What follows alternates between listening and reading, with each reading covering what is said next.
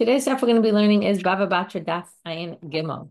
It's an interesting daf. We're going to start the fifth chapter, and we're going to get on a long digression, as I think I mentioned yesterday, of all sorts of really crazy outlandish stories. What to do with them, we will attempt to try to do something with them. But each story in and of itself spend a lot of time trying to analyze.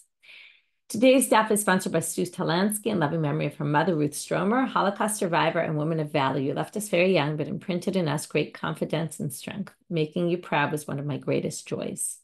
Today's daf is sponsored by David and Mitzi Geffen in loving memory of Mitzi's brother, Dr. Dennis Locke, Yochanan Ben Yaakov, on his second year at site tomorrow. He was a loving husband, father, uncle, and grandfather, a devoted physician, and had a love of learning Talmud. He is sorely missed. Okay, we're going to get started with Hamocher et Hasfina. The content of the Mishnayot of this chapter are really a continuation of the previous. We talked about if you buy a house, if you buy a field, what's included, what's not included. Now we're going to get to selling a boat. So if you sell a boat, what is included in the sale of the boat? Machar et hatoren ve'et hanes ve'et ha'ugin ve'et kol manhiginota. So you get the Toren. Okay, I'm not going to even translate these words yet because we're going to get to the translations of each of these four terms in the Gemara. Okay, but the Toren, the Nes, the Ogin, and the Manhigim. Manhigim means the parts that lead the boat, meaning the parts of the boat that are essential for getting the boat from place to place. Aval lo machal lo et avadim. What is not included in the sale? Not the slaves, meaning those people, they obviously had, not obviously, but in those days, there were slave workers. So slaves that, we're not talking about just workers on the boat, but people that were kind of slaves on the boat, meaning they were sort of owned by the boat owner, but that's not part of the sale. Veloat martzufin, not these don't get translated in the Gemara, but the martzufim are the bags where they would keep they would use the boats for selling items. So they would have bags in the boat that would hold all of the items that were in the boat that they were selling. Velo et antiki, and not the antiki, which is the actual items that they were selling, that they were transporting in the boat. Ubizma, so obviously, right, this is very similar, the cargo, thank you, I was struggling to find the word.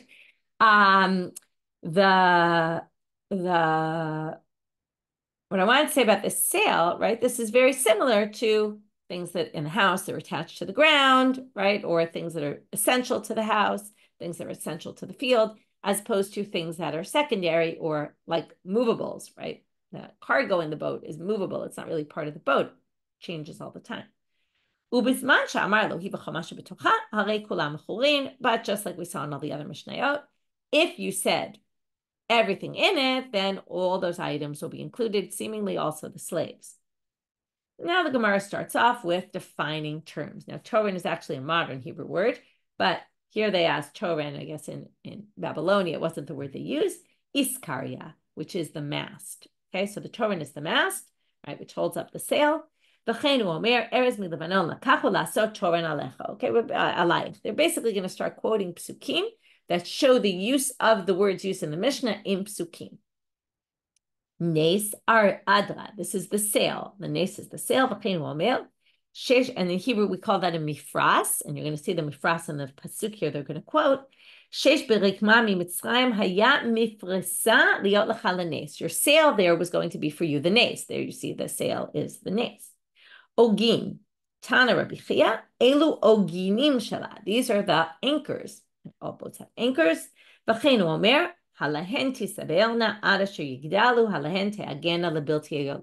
Interesting, they use the term of an aguna. This is Naomi talking to Ruth and Orpan saying, why would you stay with me? What, you're going to wait till I have sons again? Right? I get remarried, I have sons. How long are you going to wait? Right? What, you're going to wait until they get older? Again, are you going to be rooted down, stuck here? Right? There you have, Ogen is anchored. Manhigim, what are the manhigim of the boat? These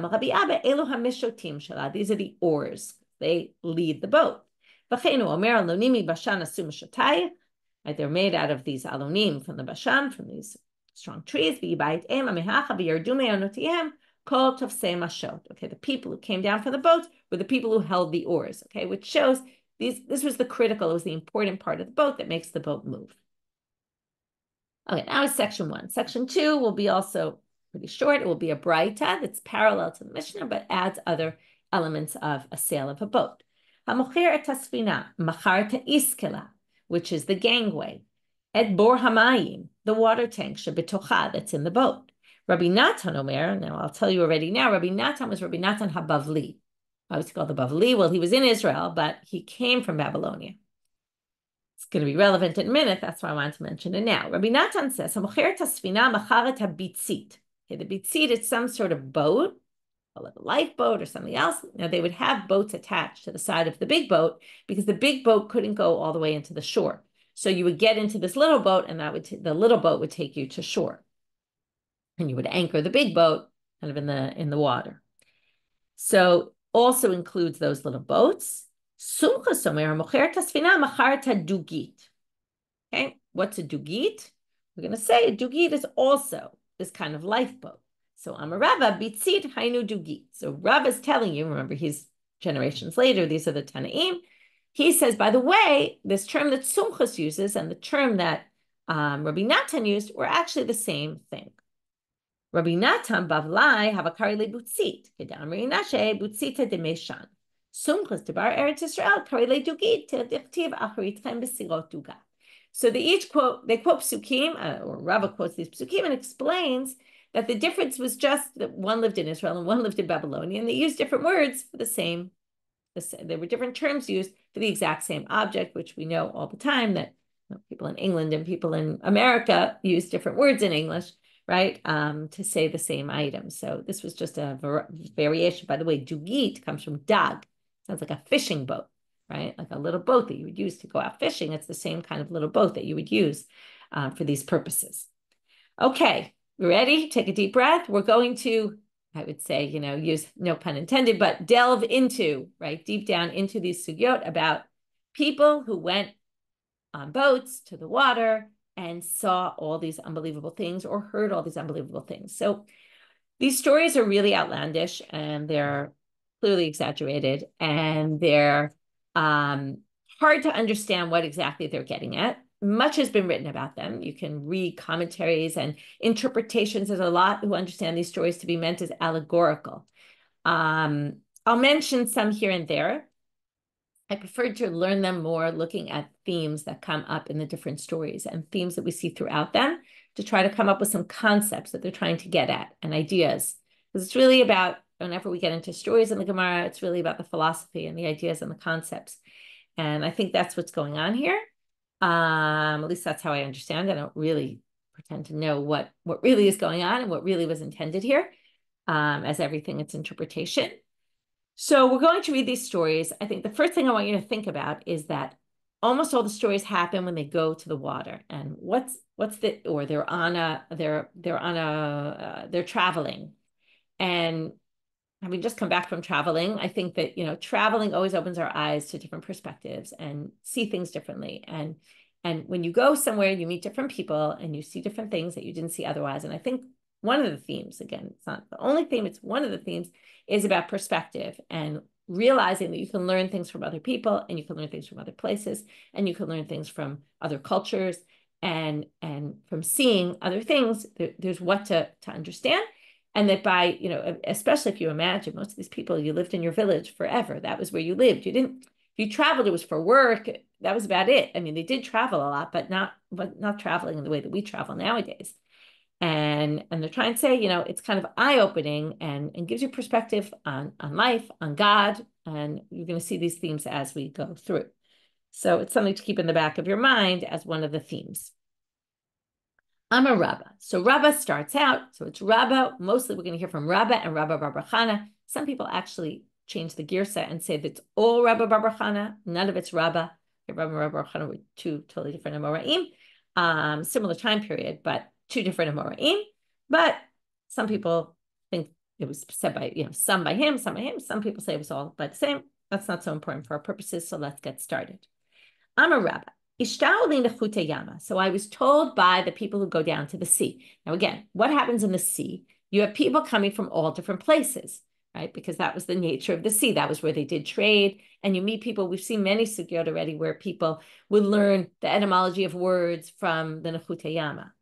And why is this here? Because we're talking about boats. And from boats, we get into, oh, when I was on a boat, this and this happened. We'll try to also maybe get a more meaningful connection than that as we go through, but we'll start with that. So Ishtai Nechutei Yama, I was told by the people down in the who go to the water. Hi Gala de Mitbalesfina, there was a wave that tried to sink them, their boat. Okay, the language is going to be complicated here because it's in Aramaic that you don't always use these words. Always in stories it gets a little complicated, but I'll translate. They said we saw kitzutzita dinura. It looked like a ray of fire, chivarata, of white fire, whatever that means. Beresha at its head, of the head of the wave. You know, this is like when a wave's coming to attack your boat. You know, you get scared and you see all sorts of things. Well,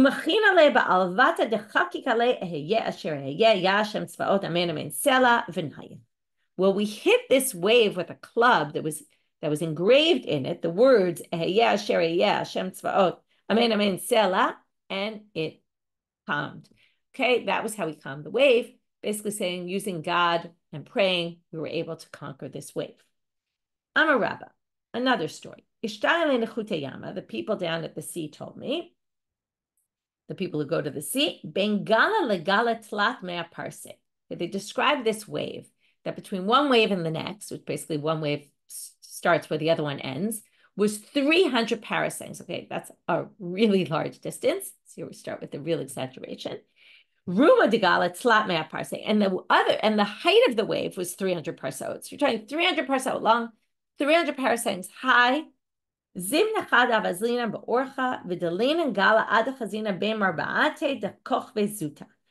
time we were going on a trip on the boat, and this wave took us, okay, picked up our boat, and we were so close to the smallest star in the sky.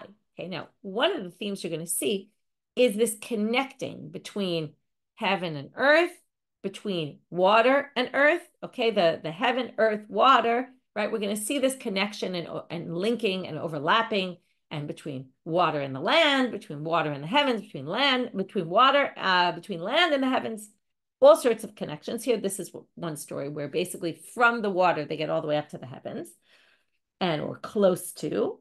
V'havili kimivzar arba'in grive bizra de chardala. And the space, the size was, one second, it was, right, the size was an area for scattering 40 grive, that's 40 se'ah of bizra de chardala, that's seeds of mustard. V'idalin antfein, if it had taken us up any higher, okay, thanks for correcting, it was so large that one could plant that amount, right? That's what, it was the size of an area that could be used for planting that kind of a large field. And if if it had taken us up any higher, okay, we would have died, we would have been scorched by the heat of the star. Okay, now the story gets more interesting. One wave started speaking to the other. Reminded me of sound waves. But one wave started speaking to the other. Chaverti shavek midi ba'alma, delo shetafte denete ana unabde. So he says, my friend, okay, one wave talking to the other, my friend, have you left me anything in the world that you didn't wipe out that I could destroy? Like, what happened to me? You did all the work. Amarle, to which the response is, now, this is going to be a big theme we're going to see. So we have this amazingly powerful wave, right, that has done all this destruction right now, picked us up all the way to the heavens, almost killed us. And, right, you could see how people, right, when you're scared you're going to die, you talk about it as if, right, it's even greater than it was, or scarier than it was. Possibly it was as scary as they describe it. And then basically the wave answers back, you know, did you leave anything for me? Says one wave. Well, the wave answers back and says, Hu kaze gvorta demarif. Go look at the power of our creator, okay, or Morach is like the person on top of us who rules us. In other words, as great as you think I am, I'm really not that great, because Melo chuta chala velo avre.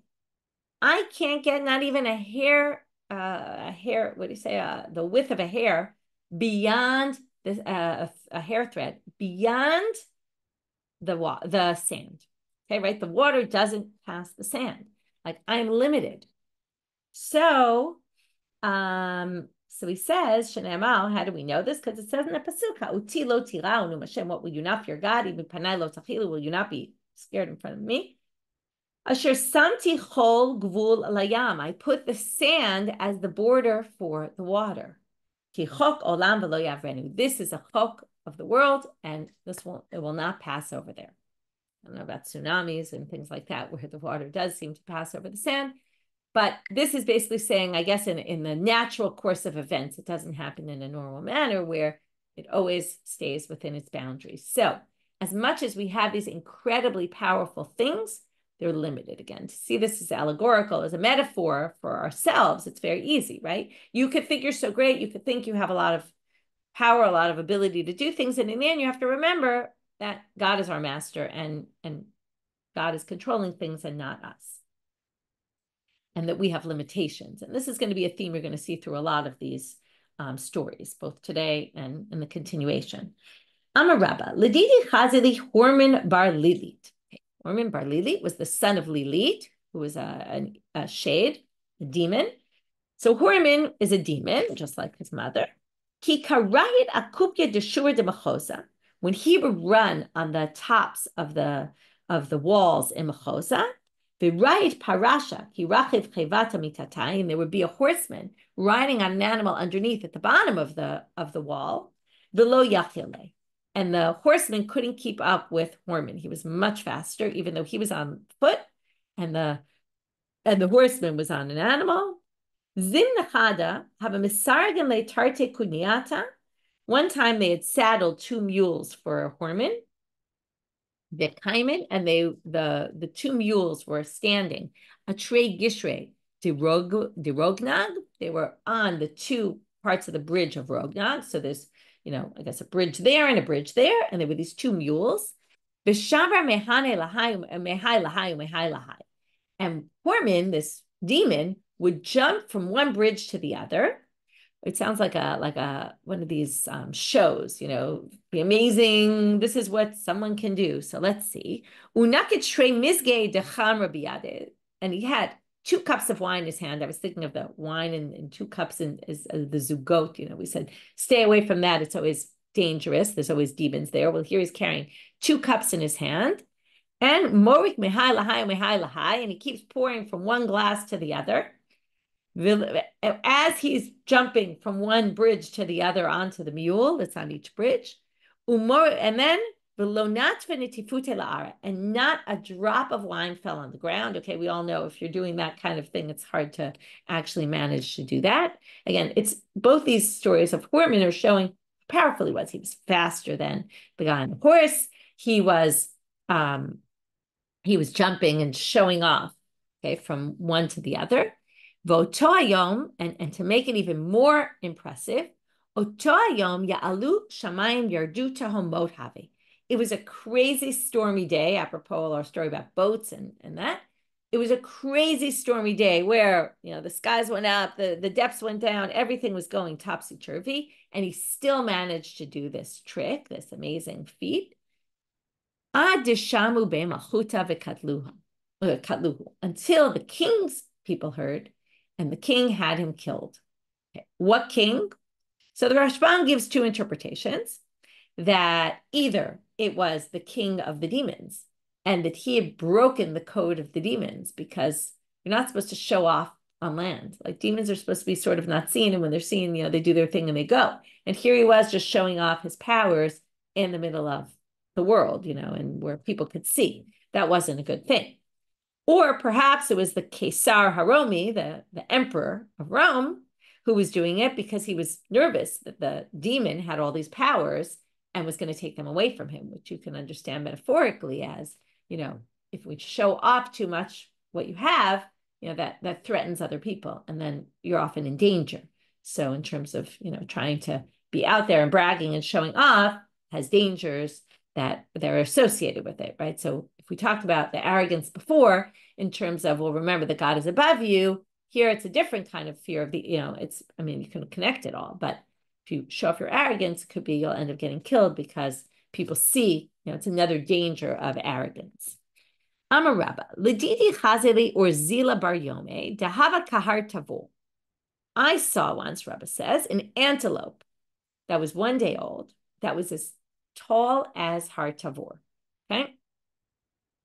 Har Tavor is one of the tallest mountains. So you're talking, this was gargantuan. The Har Tavor Kamahabe, how high is Har Tavor? Arba Parse, 4 parsaot. So this antelope is 4 parsaot high, tall. Umashcha ditzavre tlata parse, and that was its body. Its neck was 3 parsaot high.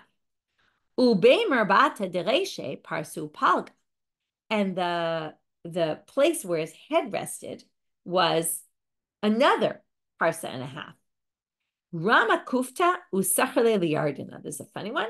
When he would do his thing and remove the waste from his body, the excrement would stop up the Jordan River.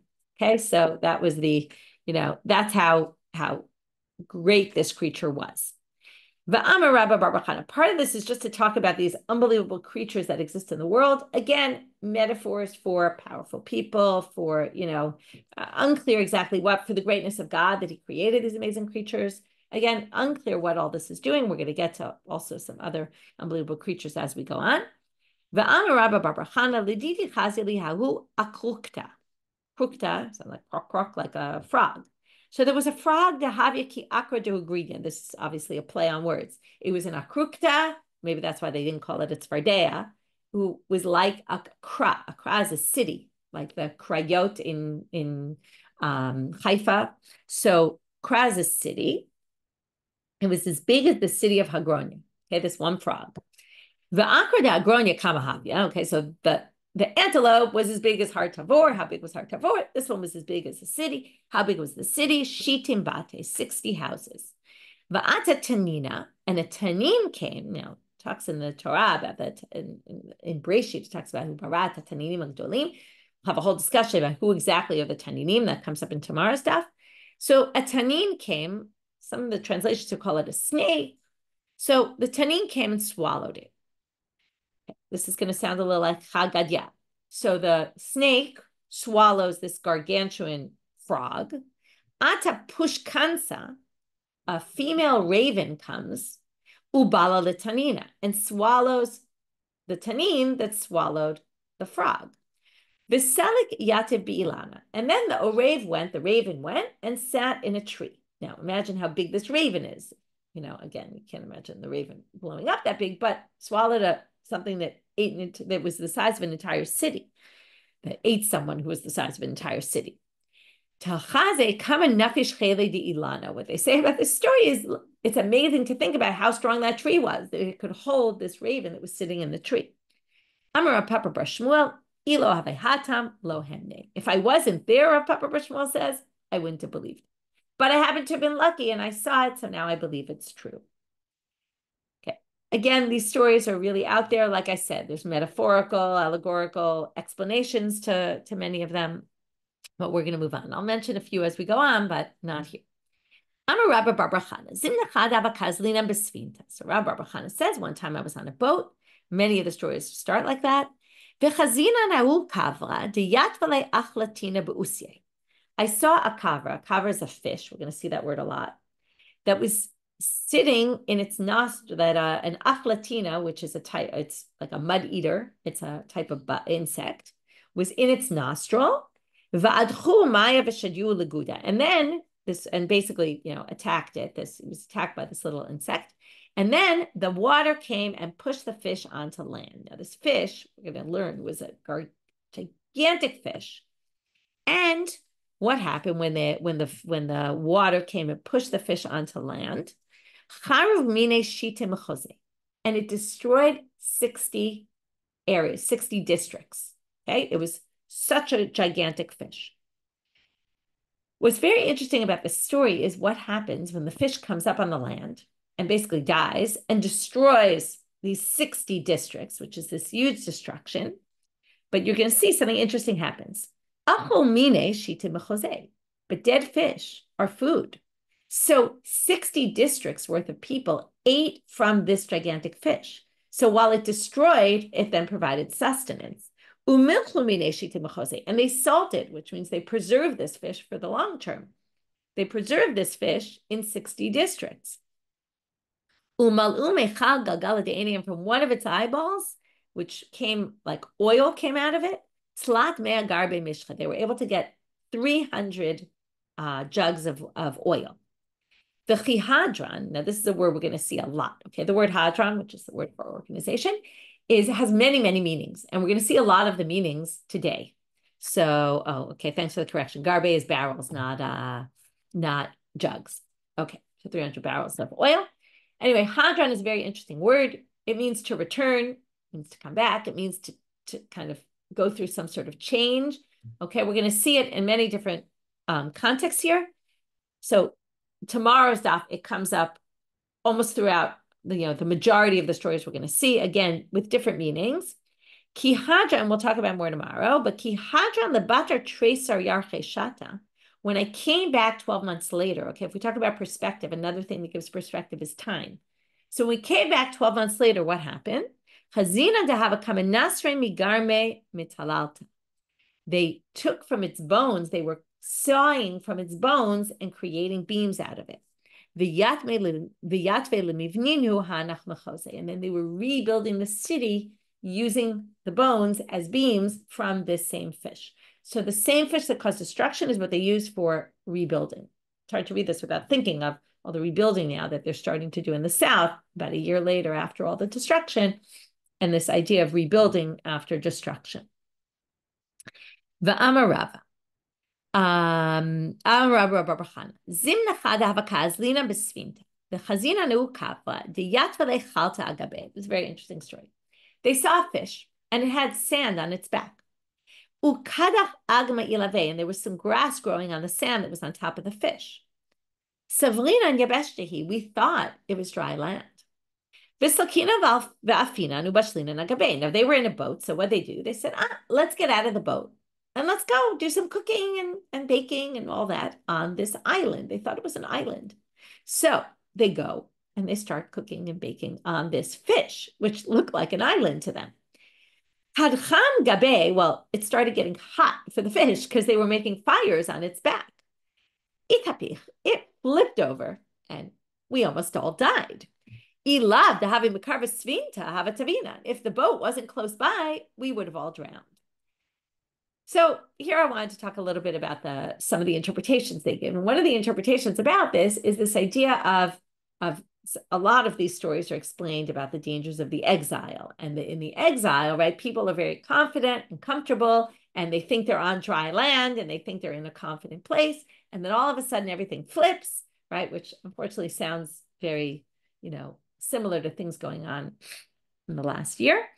And then they realize that this wasn't as comfortable, as safe a place as we thought it was. And, for the rabbis, they were really talking about again, if you understand the story in this way, which it's not necessarily the only way to understand it, but, the dangers of assimilation and getting too comfortable in the exile. Anyway, that's an interesting possible interpretation. Okay. And yes, these stories are very similar also to Greek mythology. We'll see that also tomorrow. Yes, which was also, around the same time. Okay, let's keep going. Amar Rabba Chana. Zimna chada hava azlina bisvinta. Now we're going to look at these again, extreme stories of power and greatness, or I don't know how to explain exactly, but we'll see. V'sagai svinta ben shitza l'shitza dikvara. We have again a kvara, which is a big fish. Now, this time it was a gigantic fish that this boat traveled between the fins of this fish. Okay, we'll explain what this means in a minute. Tlate yome tlate lovata, for 3 days and 3 nights. But iu b'zakifa va'anam b'shipula. The fish was going upstream. The boat was going downstream. And it took 3 days and 3 nights. This is where you're going to see how amazingly gigantic this fish was, for the boat to travel from the fin, from the front of the fish, to the fin to the back of the fish. So basically they're going in opposite directions, which literally if you were in a boat and you were passing a fish and you were going in opposite directions, it would take about 10 seconds for the boat to pass the fish. But in this case, the fish was so huge. You might think maybe the boat was slow, but in a minute, we're going to see it was a super fast boat. So that wasn't the issue. And it took 3 days for it to get from one part of the fish to the other part of the fish. And if you think the fish didn't, the boat didn't move quickly, when Rav Dimi came, he explained how fast this boat was. Now, we would try to do it in speed, speed of boats, but they didn't talk about speed in measurements. So what did he say? And this is the way the Gemara loves to describe time. The amount of time it takes to boil up a kettle of water. Misag parse. The boat could go 60 parsaot. Okay, that's far. That's very fast. And another way of measuring it, vishade parshagira. If a person shoots an arrow, vikadmale, the boat will get there quicker than the arrow. Va'amar Rav Ashi. And Rav Ashi now says, and we're going to see him at the end of the next story doing the same kind of thing. He wants to identify what bird is this, what fish is this that we know. Well, this must be Gildana de Yamahave. It's the Gildana of the Yam, of the water. De'itle tre shitze, because we know it has 2 sets of fins. One in the front, one in the back, obviously, and that's why, this must be it. Va'amar Rabba Bar Chana. Zimnachada havazlina besfinta. One time I was on a boat. V'chazina naud sipra. There was a bird whose ankles were in the water, and you could see the ankles in the water, so it sounds like the water's pretty shallow, and its head was in the heavens. Okay, again, we have this crossover, things that don't usually span from the water to the heavens, and yet this creature was able to do that. And when we saw this, we thought, Lekamaya, there must not be a lot of water. It must be very shallow water, because we could see the ankles of this bird. But be'inan lechut, and we wanted to go down into the water to dive in, la'akure nafshin, to cool off. Unafik bat kala va'amralam, but a heavenly voice came out and said, Lo techutu hacha, do not go down there. Okay, again, this idea of something that looks safe but really isn't safe. Dinafa lechatzitza lebar nagara, an axe fell from a carpenter. Ha shev shnei, it's been there 7 years in this water. Velo kamat ya'ara, and it hasn't landed yet on the ground. That's how deep this water is. But don't think, lav mishum denafishamai, it's not just because of the depths, and it was deep, even though it didn't look deep. Right? This is, things don't always appear as they aren't as they appear. Not because there's so much water, elam mishum deredifamai, because it's very turbulent waters. And because of that, this hasn't rested, and the water is very dangerous. Don't be fooled by it, and don't go in. But Amar Rav Ashi, and Rav Ashi is just pointing out, Hahu Ziz Sadaihu. If you want to know the identity of this bird that we were talking about, it's called the Ziz Sadai. How do we know? Because there's a pasuk in Tehillim that says, Ziz Sadai imadi. Ziz Sadai is with me. So where you see, meaning with God. It's up there in the heavens. Gets all the way up to there. Okay, what the connection of the bird to the story is and what you get from both, it's a really good question. I don't have a good answer, but it's describing, again, something all-powerful, and then maybe also something all-powerful knowing more than others. Some people, again, there's different ways of explaining this. Some people think there's criticism of Torah and people that think they're so great and they think they know so much, and there's all different ways of understanding these stories. One time I was in the desert, even though most of these stories were on water, we have a few that are in the desert. I saw these geese. Like, geese are usually in the water, so maybe it was the midbar near water, unclear. I saw these geese, they were so fat that their feathers were falling off from all the fat on their bodies. And they had streams of fat coming off their body, like of oil, dripping from their bodies because there was so much fat. Amina Luhu, I said to these geese, okay, here we're not going to have talking geese, but we're going to have geese that know how to listen and can respond to questions from humans. I said, are any of you going to be used as portions for people to get in the world to come? In other words, you look like this very fatty, delicate, appetizing kind of food. Are you going to be used in the future in the world to come? We're going to see also stories coming up about things that are reserved for tzaddikim, for righteous people in the world to come, and these, that there's going to be amazing rewards. One raised his his wing. The other, chadadali itma, one raised his thigh to say, yeah, me, that's exactly what we're here for. We're waiting. Okay, now here comes the big line. Ki ata l'kametu Rabbi Elazar. When I got before Rabbi Elazar, this Rabbi Baruch Chana is telling after he saw these geese, he went to Rabbi Elazar, Amar li atidin Yisrael litain alehem etadin. The Jewish people down the road are going to be punished for this. What does that mean they're going to be punished for this? Well, what's happening to these geese? They're getting fatter and fatter and fatter and fatter. They're just waiting to be eaten in the world to come. And why are they waiting so long? Because we haven't done the right things to get us to there. So basically, our delaying by our actions, delaying the world to come is basically, we're going to be punished for it because we're causing the suffering of these birds that they keep getting so fat. Their feathers are falling off and oil is pouring out of them. Weird image, but really it's our fault for not making things happen quicker. Okay, siman. Here's a siman for things. We're up to the last part of today's daf. And most of the siman for these things we're going to see tomorrow. Actually, all of them. Actually, the afra we're going to see today. Tchilta, trakte, akrabe, and lasilte. We'll get to all this later. The Raba Bar Chana.